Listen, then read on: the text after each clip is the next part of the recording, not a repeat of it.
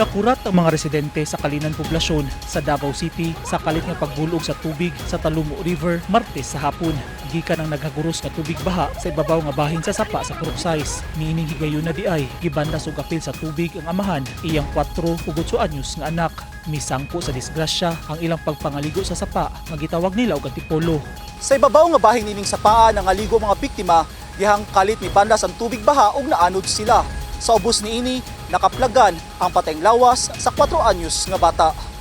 Daling nagpahigayon og rescue operation sa missing nga amahan ug sa usa pa ka anak niini. Sa gihimong search and retrieval operation pagka Miyerkules sa buntag, nadiskubrihan ang patayng lawas sa mag-amahan sa irrigation canal sa ubos rasab nga bahin sa sapa. Sumala sa mga residente, halos katunga sa dike ang tubig baha nga mibulog sa Talumo River nga gituhan nilang gikan sa bukid nga bahin. Hapit na tunga sa dike. Tunga nga ingon nila nalgi daw naanod pero wala minito nga wala na naanod pero naman to gidikanan nagilak ko nga iya daw anak mo to ganan nga to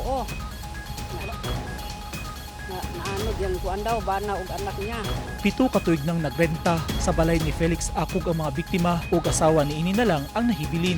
Iyog na naanod wa ba mo huwag isa naanod kay naarman ko diya sa namo ko sa shop. Pag-abot sa baha taon na naninggit ay bata na anod. Kaya kay kadto madaginahan ay akong burdo man dai.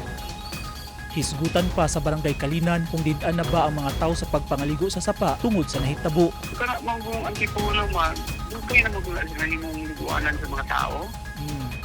Dugay na kailan siya himong liguanan sa mga tao. Dili nang mo taga Kalinan ang mga ligog nga sa barangay Wangan, sa dina na mga ligog kay kuan mo gud siya. Kanang dapat siya liguan ba? Kasi lalong taas ang space para maligo. Unang daghang tao. Giasikaso na ang pagpahiluna sa mga biktima. Eugene Hinutan, Newsline Philippines. Stay safe.